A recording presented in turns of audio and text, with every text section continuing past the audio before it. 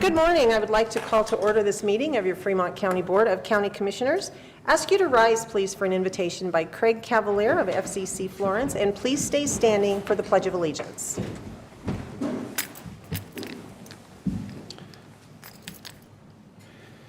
The prophet Micah writes, "He has told you, O man, what is good, and what does the Lord require of you, but to do justice, and to love kindness, and to walk humbly with your God."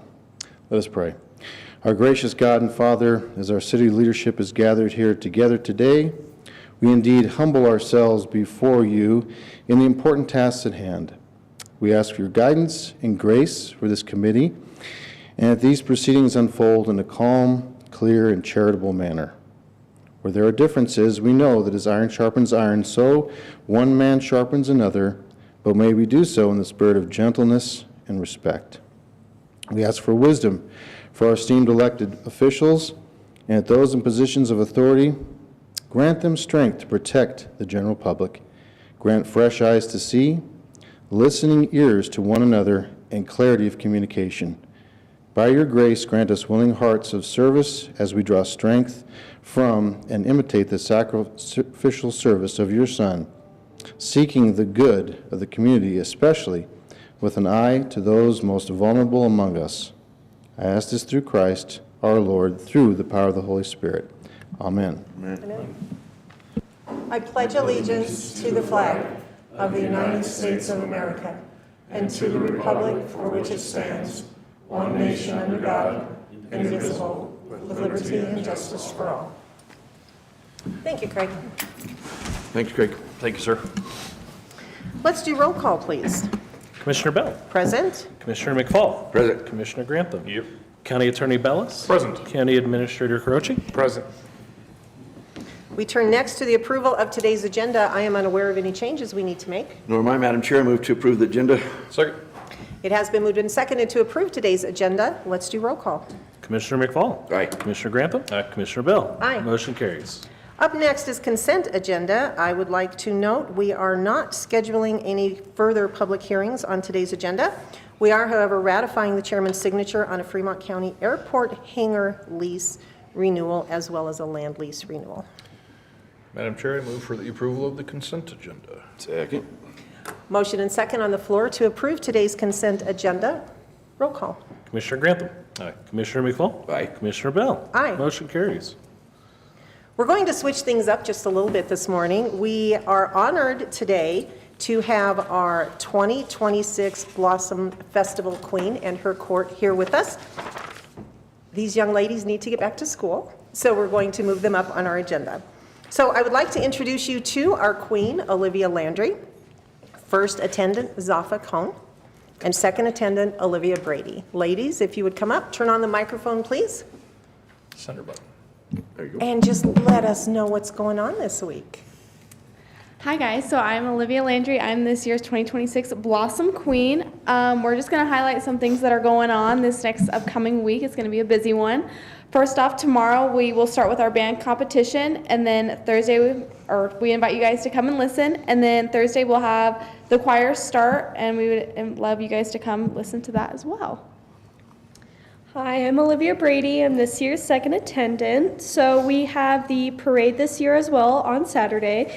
And this year is very special because we have about over 100 entries this year with the theme being Stars Over the Rockies, celebrating Colorado's 150th anniversary and the United States 250th anniversary. The parade is held between 3rd Street and 14th Street on Main Street. The parade is always a highlight, where this year we have 24 marching bands. The Rowdy Brass Band will be performing in the parade, and they are always so much fun to listen to and hear. And we also have Blossom in the Park craft show, which will start Saturday at 9 a.m. The Fort Carson 4th Infantry Army Band will kick off the craft show, and it will be open again on Sunday with church in the park at 9 a.m. till 4 p.m. Oh. Hi, I'm Zafa Cohen, and I'm first attendant. I'm going to talk about Cluster Duck. Cluster Duck is always so much fun with live music, food and drinks. The gates will open at 3:30. The first band, the Rowdy Brass Band. Then a local favorite, $6 and a flight. The Stories in the Skies of the Drone Show will take place at 8:30. Then Bernie Nix will take the stage after the drone show. She's the third runner-up for American Idol. Please come and show some support for Canyon City. Again, we'd like to thank you guys so much for having us this morning. Thank you so much for being here. You're doing a wonderful job representing our community. Again, congratulations on your titles for all three of you. Anything further, gentlemen? Just for clarification, she said clustered duck. She did. Indeed. Good job. You said it right. Yeah, a lot of people get that wrong. But yeah, congratulations to you guys. Thank you. Have a good weekend, good safe weekend. You too. Thank you all. Thanks so much for being here. You want to get pictures? Always. Oh, well, we need to take a picture with all of you. Sure. Absolutely. Look at Eric jump out of the way. Jumping around. Dive.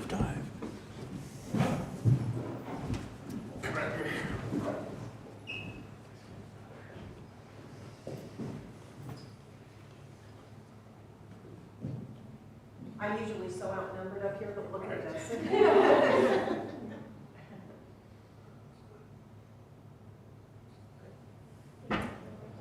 Thank you so much. Thank you.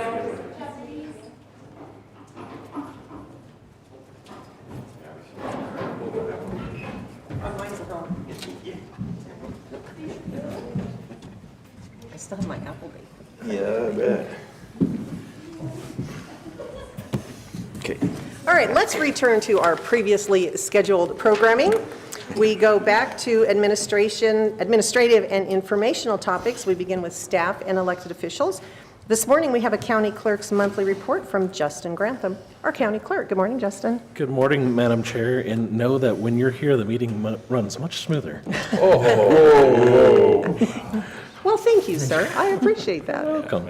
Paybacks on that. Total motor vehicle fees, sales tax, and recording fees collected in March were $1,386,670.82.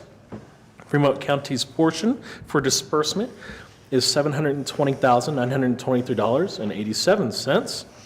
That is 52% of the total fees, and is $37,920.60 less than last year in March. Year-to-date, our office is up $27,461.82.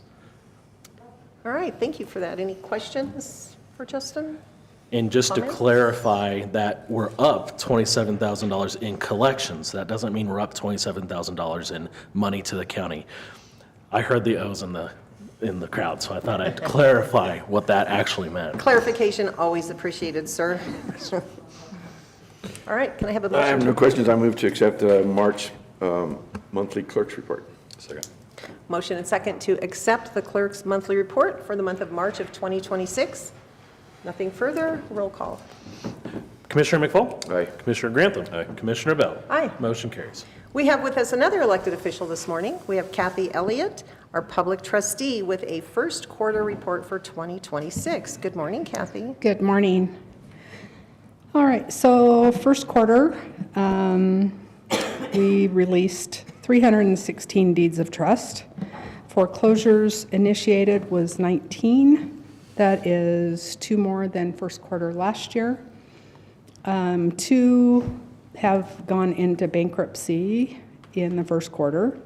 We sold 8 properties at foreclosure sale, 2 to outside bidders, 6 went back to the bank. 8 files were withdrawn, 2 from 2024, 6 from 2025. And of the 19 that we have started, 12 of them are in Canyon City, 5 are in Florence, and 2 are in Penrose. So just thought I'd add a little Thank you. different information. Yeah, So, interesting information to have. yeah. Yeah. I do know TK Hotels or Hampton Inn did go into foreclosure. That is one of them. But we have heard that that is actually going to sell next month, so. We've heard the same thing, that there is a sale in the works, so that would be great. We never Yes. appreciate seeing foreclosures. Right.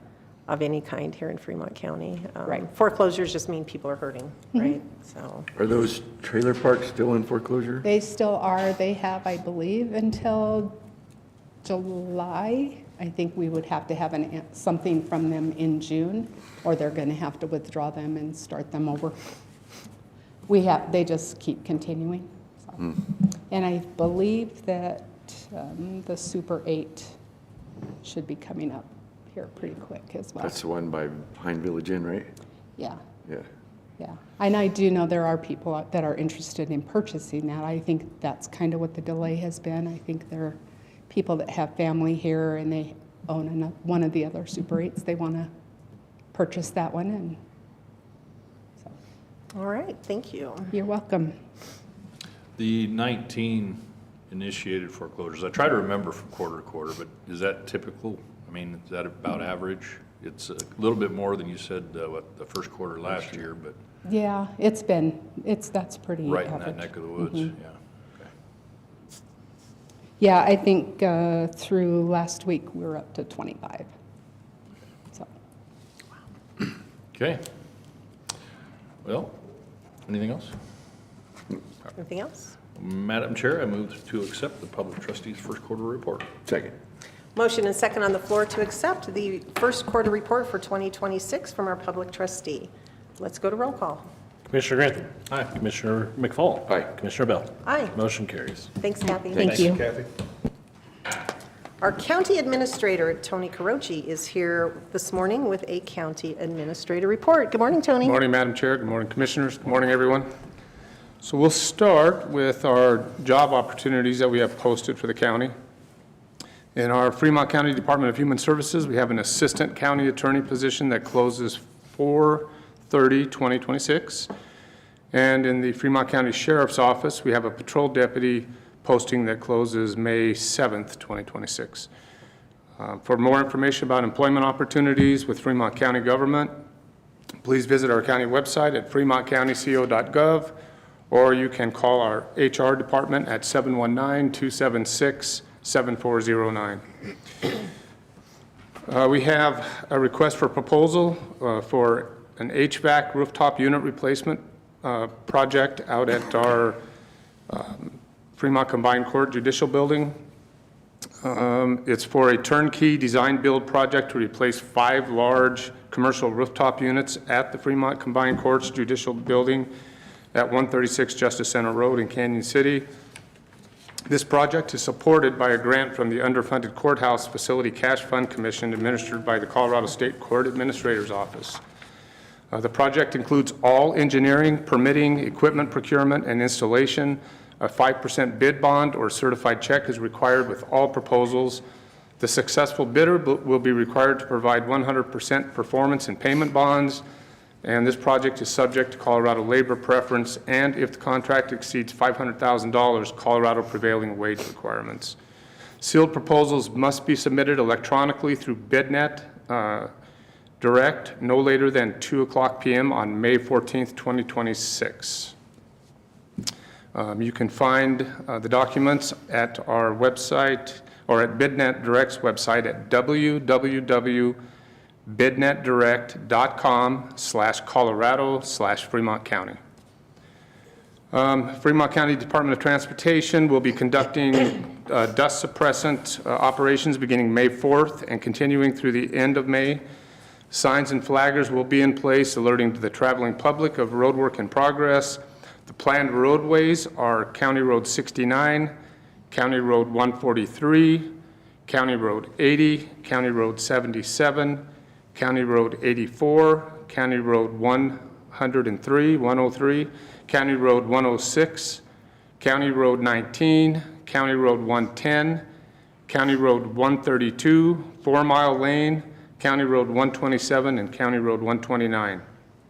There is no set schedule for each roadway, as some roads may take longer than expected, longer than others to be completed. Expect delays while traffic is directed through the work zones. We appreciate your patience and understanding as our work crews try to complete the spring roadway maintenance for our citizens. And finally, just a reminder that on Saturday, May 9th, Amorize will be accepting used passenger car tires for disposal at Portland Park. Fremont County residents can bring up to 15 passenger car tires per vehicle to the park from 8 a.m. to 12 p.m. That's all I have, Madam Chair. All right, thank you, sir. Any questions for Tony? No, I just want to add something to what he said, not a question, but those county roads are all over the county that he mentioned that are going to be mag chloride, and it's 44.75 miles that they're going to do, and that's 143,200 gallons. That's a lot of mag chloride. We know there's a lot of other dusty dirt roads in the county, but at this time, that's what they're going to try to get those, because they are big stretches, but 44 miles is just a pinch of the 1,000 some odd miles of dirt road that we do have. So, and it's really dry, so they are going to be dusty, but just be patient with them, what they're doing and what they can get done. Yeah, thank you, Commissioner. Good reminder, thank you. And just to pile on, on that point, we're fortunate, we have a great crew at our Department of Transportation and the work that they do in maintaining our roads. And the mag chloride, while some are detractors of such, the use of such things, please feel free to go drive some of the dirt roads out in eastern Colorado right about now during this drought, and you'll see the effect of not having mag chloride on your dirt roads. It's a dust cloud that never comes down. And it is a fine silty dust that settles inside your vehicle and in every nook and cranny. And we are fortunate that we are able to do that for our county roads, and kudos to our Department of Transportation. So, Yep, absolutely. All right, gentlemen, reports this morning. Let's begin with Commissioner McFall. Short straw. Yep. Cool, thank you, Madam Chair. Just a couple of things really quick. May 7th is National Day of Prayer. They are having one here in Macon Plaza at 9 a.m. There is a theme for this year's National Day of Prayer, and the theme is glorify God among the nations, seek Him in all generations. There's a lot happening across the world, as you know, so if you're so inclined, take part in that. It's a cool thing to be part of. Again, that is May 7th at 9 a.m. in Macon Plaza, which is right over here between us and the library. The other thing is, in our next meeting, we're going to have the City of Florence and the City of Kansas City, a representative here, and they're going to talk to us a little bit about the water plans that they have in place or are going to put in place because of the lack of water, the drought conditions that are coming. So I look forward to hearing from them and what their plans are, because a lot of people, in Canyon City, but Lincoln Park, they use Canyon City water as well, and then Florence. There's a lot of factors that go along with what they're planning, and it'll be good to hear from them. But until then, just try to educate folks to save the water that you can. Be very conservative with the water. It is thin, as you know. It's light. With that being said, it is also very dry. Again, we've had another windy week, and more winds. There is some moisture expected this weekend. I hope we get it. They are getting a little in the mountains, which is great, but it is still dry out there and very vulnerable for fire. Everyone is under some kind of fire restrictions all the way around us, all the counties around us, all the fire districts in our county, public land and private land. So be very safe and careful out there, and don't start any fires. Don't be burning fire in your barrel and all that kind of stuff. So be safe and diligent. Thank you. So I just would like to let you know I did my part. You had a fire. I washed my car on the way to work this morning, thereby guaranteeing rain later. Run out this and roll week. down the windows, and So we'll get it for that sure. would probably help. All right. Thank you, sir. Thanks. All right, Commissioner Grantham, what's on your mind this morning? oh, a couple things. Well, first and foremost, on the lighter side, because our next meeting is after May 4th, I wore my Star Wars tie. So may the 4th be with you. And also with you. And thank you. Secondly, I failed to mention this at our last meeting or two, but it's pretty obvious when someone comes into this building, are celebrating the 250-150 this year for our country and our state. We have a pretty awesome flag display out there, and on the stairways, we have some flags set off on the rising part of the staircase going up to the second floor and coming from the basement up to the first floor with some historical flags. There are little signages in front of each of those historical flags. I guess technically they're all historical, except for maybe the special 250 flags. 250. They are current. They're basically the Betsy Ross flags with the 250 in the center. But all of those colonial era flags, that's probably the best way to put it, with the histories. There's also this nice little sheet that Kathy Lutz in our office has put together with all of these historic colonial era flags and descriptions. So please come down if you're one of the millions watching today. Please know that you are invited to come down and check out our flags here. We did have a school group come in, was it last week or the week before? Last week. Last Was week, it last Monday. week? And I think they were from Washington School. Can't remember. I was looking at the calendar coming up. We have 2 groups coming in on one day on May 11th. And so looking forward to having them in to take a tour of our building and see our flags here. And especially the big flag, it's did we decide how big that thing was? 30 by 50 or something like that? It's No, pretty it massive. is 20 by something. I don't know the length, but it is 20 wide. 20 wide? Yeah, Okay. so it must be 20 by 30. It's hard to figure. If you think of comparable flags, at least in this general area, when you're driving into Pueblo and you see that big old flag on that crane at the car dealership, as you're going into the north side of Pueblo, it's about that big. It's massive. So I think ours is in better condition. I would say so. It's not getting whipped around by the wind. It's not getting wind whipped, especially in today's weather. Yes. One last thing, just a little thing. I spent this last Friday watching our state legislature trying to, yes, thank you, wanting to take more of our money, to put it bluntly. Senate Bill 135 is another attempt, the third one since 2019, another attempt by the legislature to ask us, the taxpayers, to give up our Tabor refunds. They've been turned back multiple times, the last 2 most recently since 2019, and now a third attempt at that. This is probably the most egregious. This would take all of the Tabor refunds, basically moving the Ref C cap, for those that are interested in the actual terminology, moving the Ref C cap up in order to be able to keep everything underneath that cap in the state coffers. And the way they do this is by selling it as a education funding measure, when in fact it is absolutely not. But that's how you sell these things, because every tax grab needs a teddy bear in order to get it sold. So thereafter our Tabor refunds, just to get an idea here, over the next 10 years, this would be an additional $37.5 billion to the state.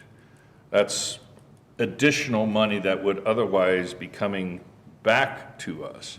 The sponsors had the gall to claim that this wasn't a tax increase. Biggest tax increase ever. And it's the biggest tax increase ever. It is a tax increase regardless of what they say, because it is money that does not belong to them.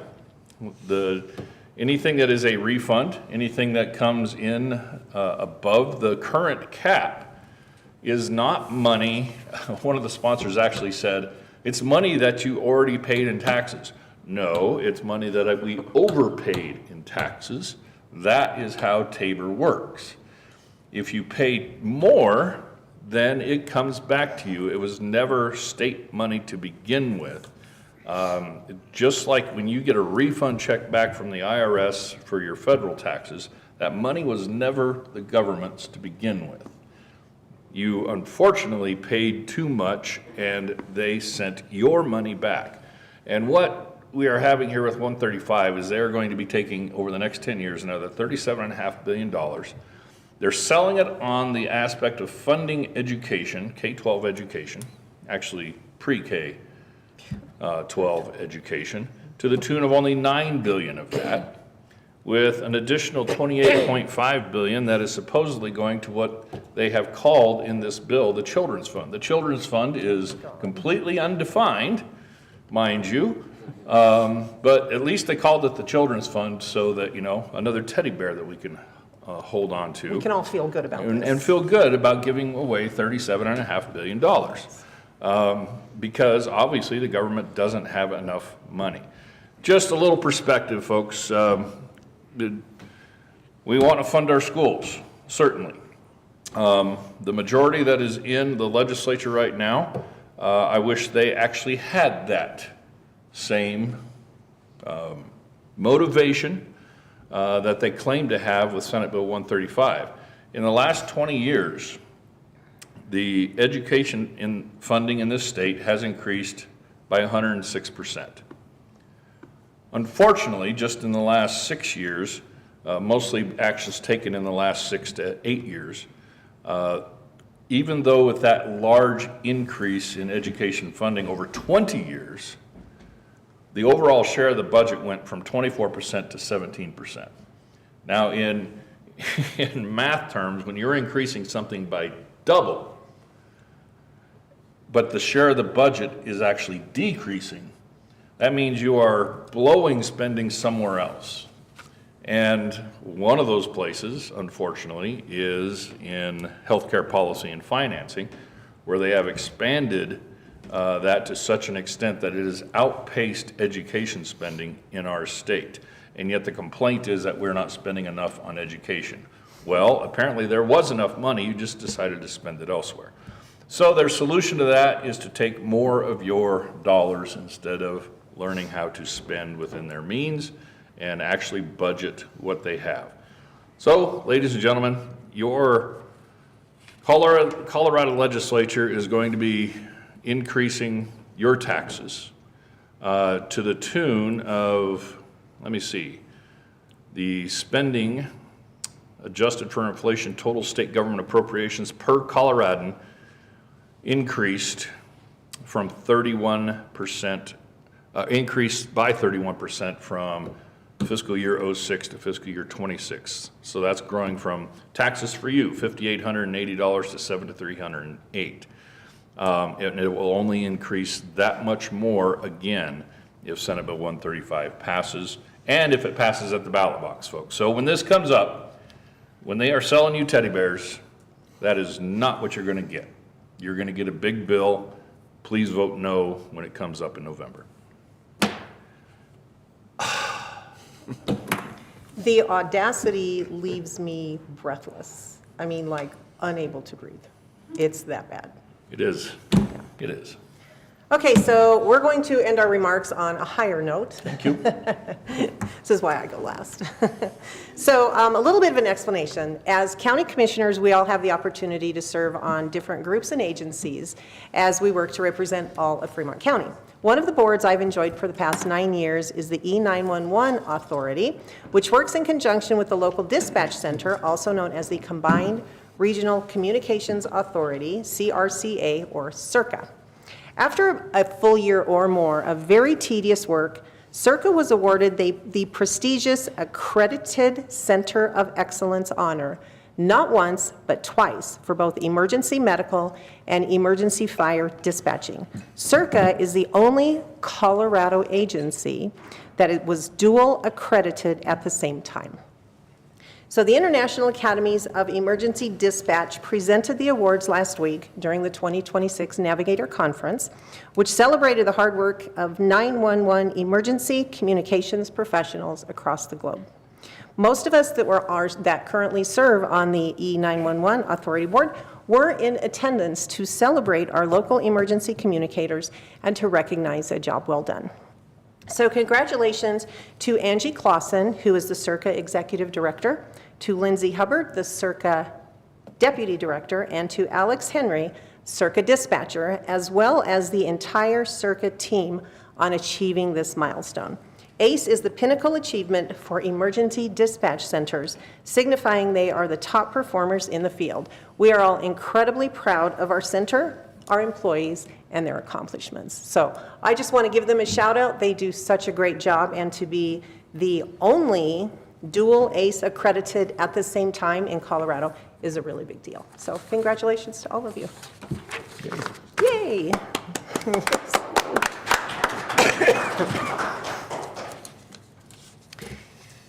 Okay, now the time has come for citizens who may wish to address this board on a matter not currently scheduled on the agenda. Do we have anyone in the audience who would like to rise and address this group of commissioners? As a citizen. I believe we have someone raising his hand. Clerk Grantham. Not as a citizen, but as the clerk, because the meeting falls next month after a lot of certifications have happened for the ballot.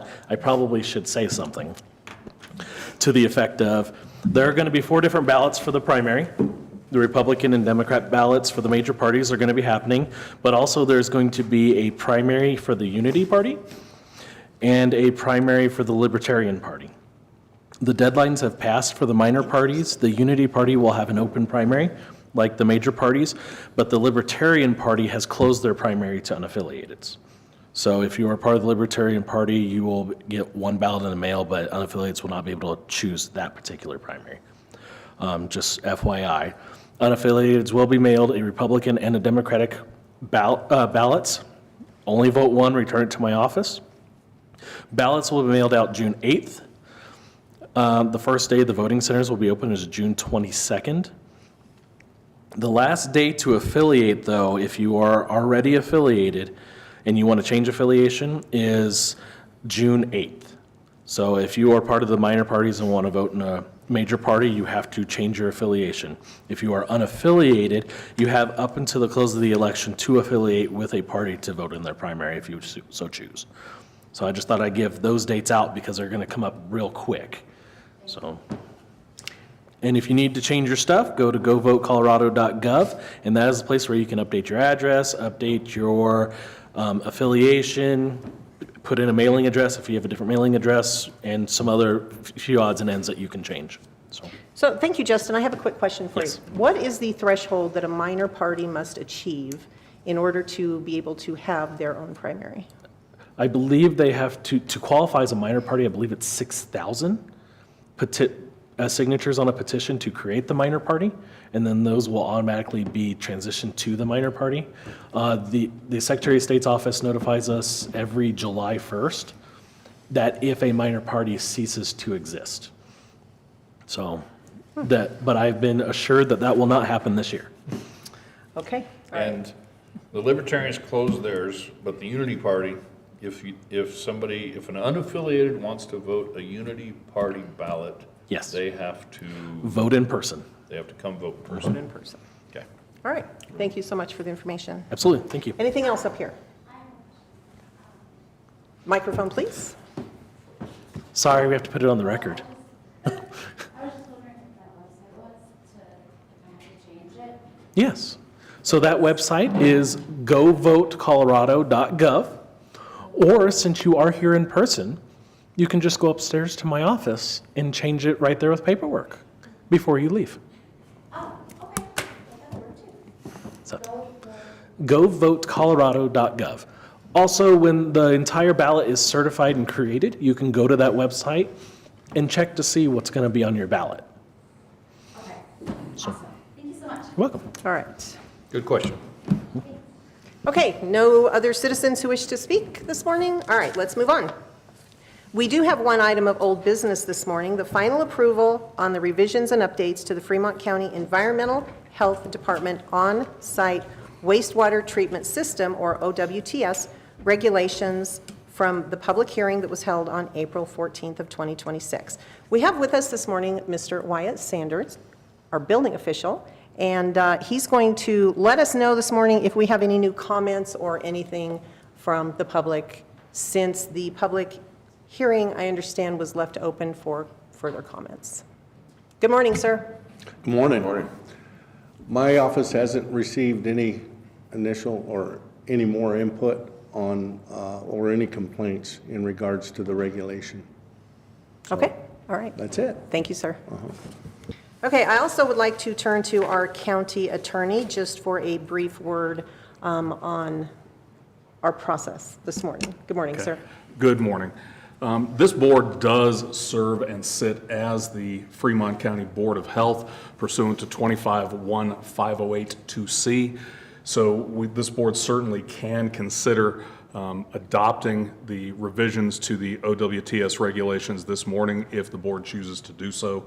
We also do have a Board of Health meeting regularly scheduled and occurring this afternoon. They can be considered at either of those meetings. All right, thank you, sir.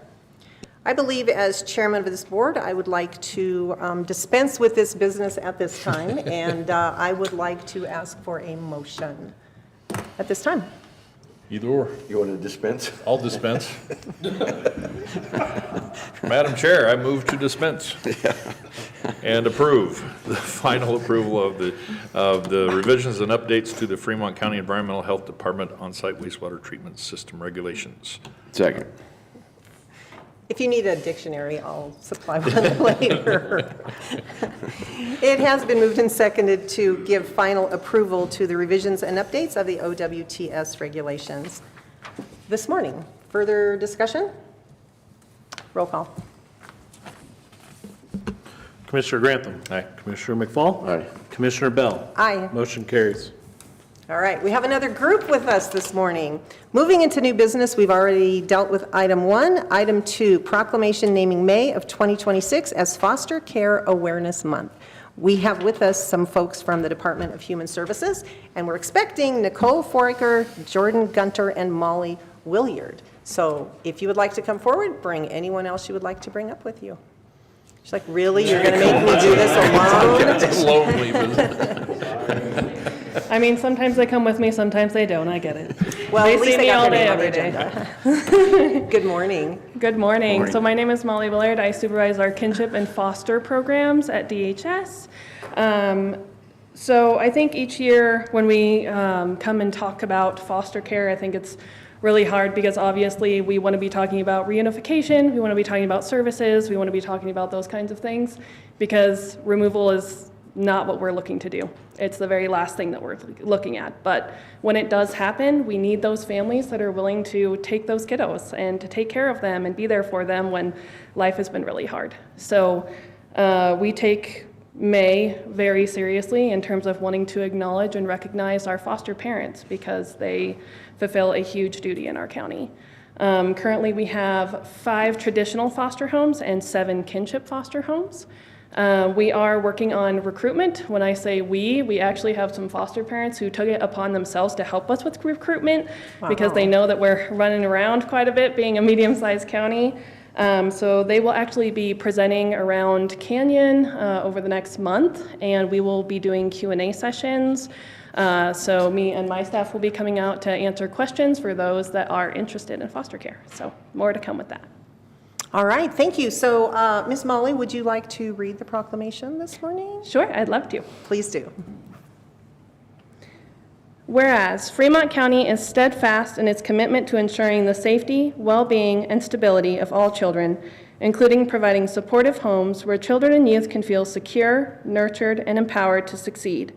And whereas foster care providers in Fremont County, both licensed foster families who open their homes to children they have never met, and kinship caregivers who step forward out of love for a relative or family friend, represent the very foundation of our county's child welfare system, offering safety, stability, and unconditional care to our most vulnerable children and youth.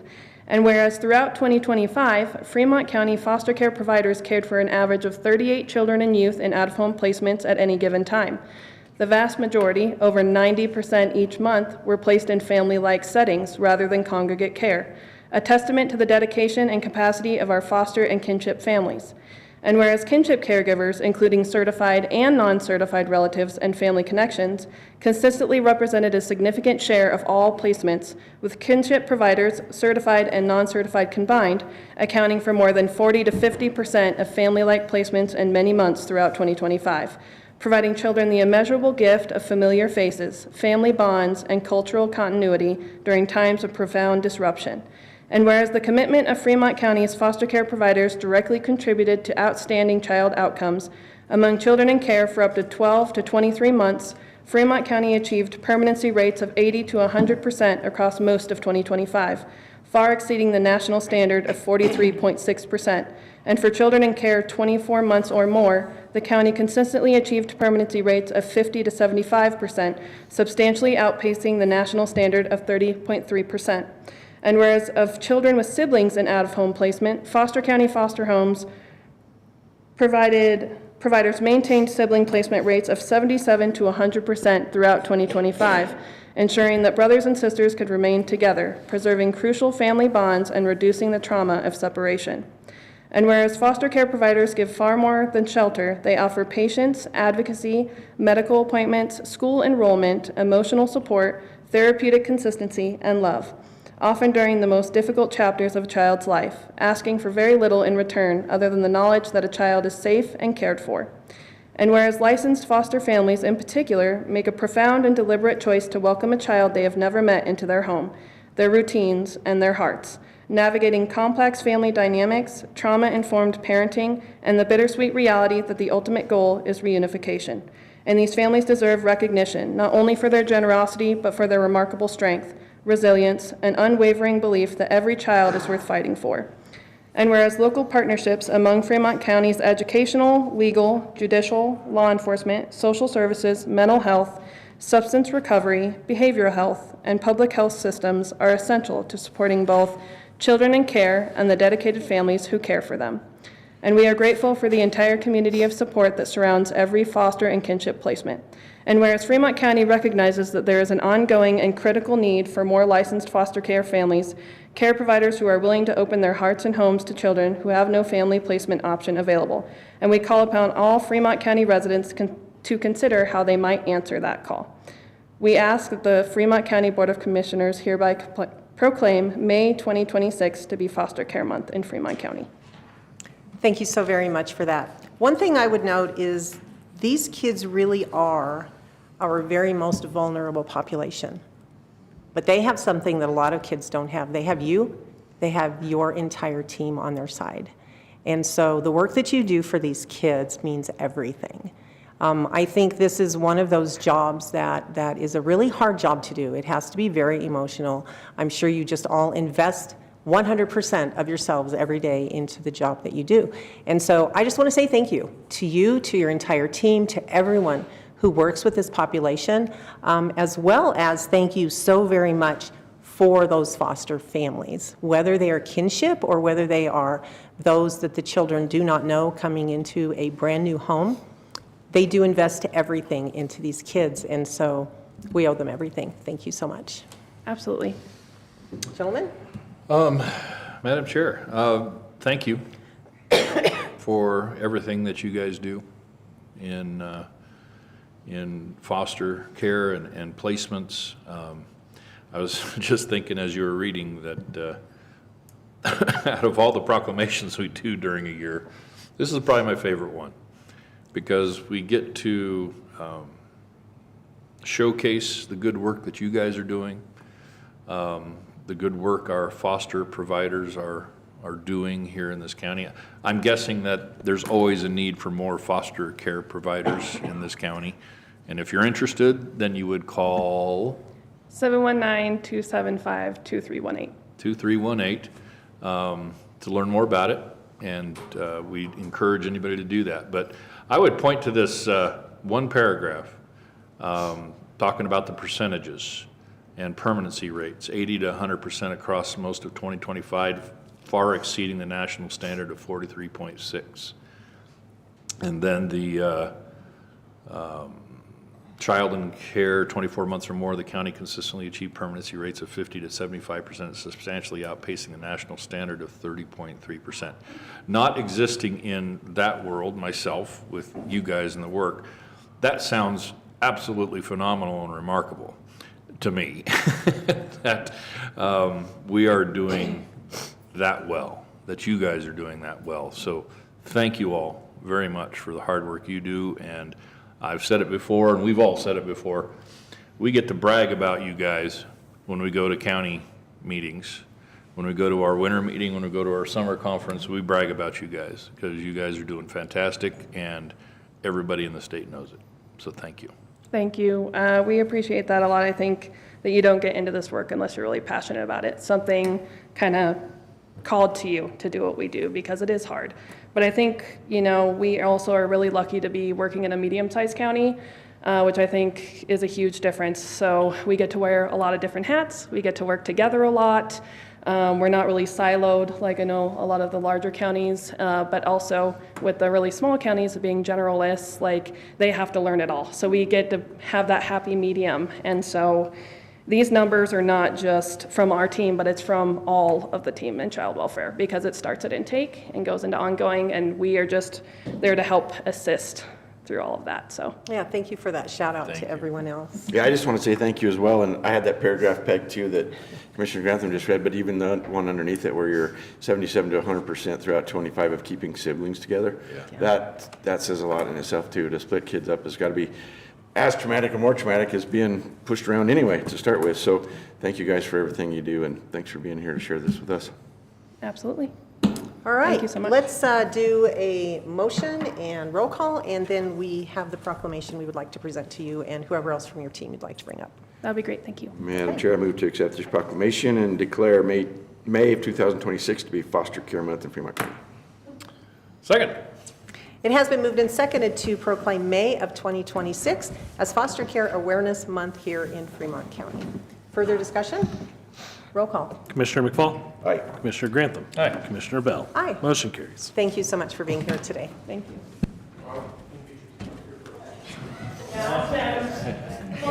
Drag him up here, Thank you.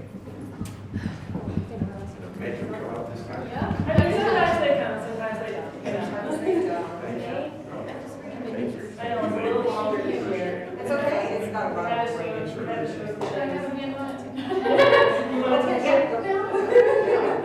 Get all this in there, we can switch in. Well, I can't get you, sir. Cut off the end. All right.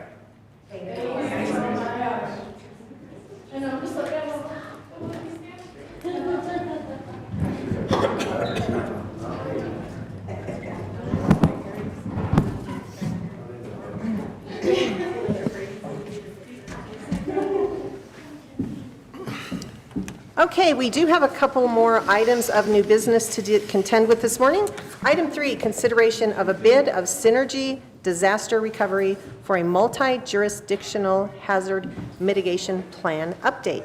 And for an explanation on this, we're going to turn to our county attorney, Mr. Bellis. Thank you, Madam Chair. This is one of those things that we have to update regularly. Every 5 years, we are required by FEMA to update our multi-jurisdictional hazard mitigation plan. We did that 5 years ago in 2021, and I don't mean in any way to say that this is part of a self-perpetuating federal bureaucracy. It is actually a really, really good plan. And the last time we updated this plan, we had help from Synergy Disaster Recovery.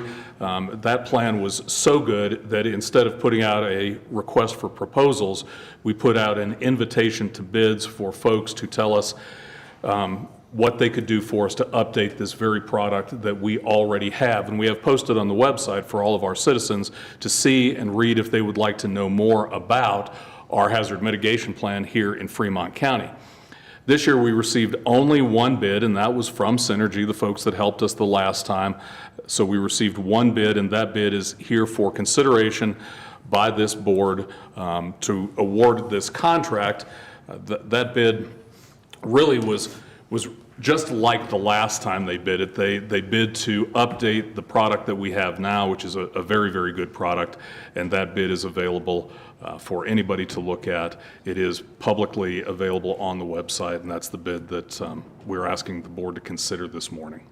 And the amount of that bid is $55,980. That's correct. Okay. Questions, gentlemen?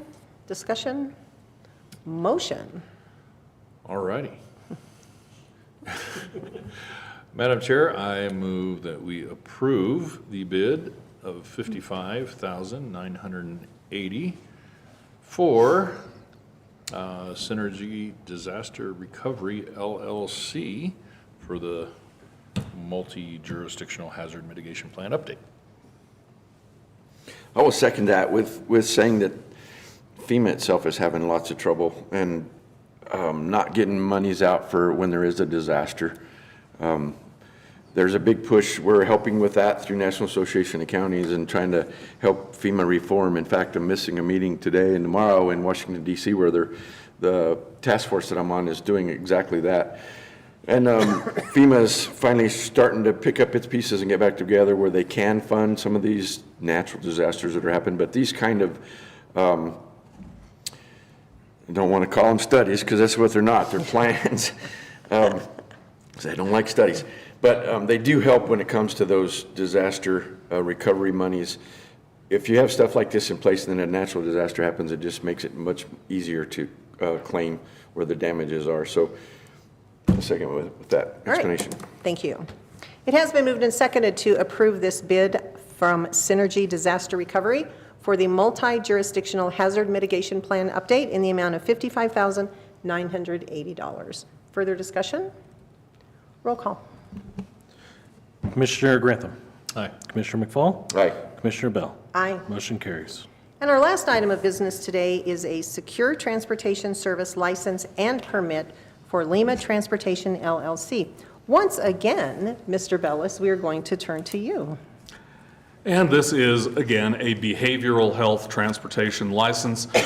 There are two types and two varieties, both for secure authorizing physical restraint and for secure with no physical restraint authorized. This is an application for a Class B or no physical restraint license, as well as a permit for a vehicle that does not have a partition between the driver and the passenger. For Lima, or possibly Lima Transportation LLC. I'm not sure which. It occurs to me that it might be Lima for limousine, but it also might be Lima or Lima. Indeed it is. All right. Thank you for that, sir. Isn't limousine spelled with an O? Well, It is, but I thought it was nevertheless a clever, perhaps, play on words. questions for Eric? Comments? I gave my question. I've got a motion for you. Motion. I move that we approve a secure transport service license and permit for Lima Transportation LLC. It's a Class B license with a Type 2 permit for a Toyota Sienna, 2014. Second. All right, it has been moved and seconded to approve this secure transportation service, sure, easy to say, There it goes. license and permit for Lima Transportation LLC for a 2024 Toyota Sienna. Further discussion? And that motion is for both of those with the differing dates, because there are differing dates. on Yeah, the those. Class B license for Yes. 3 years and the permit for one. For one. One expires in 29, and the other one expires in 2027. Thank you for that. Okay, anything further? Roll call. Commissioner McFall. Aye. Commissioner Grantham. Aye. Commissioner Bell. Aye. Motion carries. There is no further business to come before this board. We are adjourned.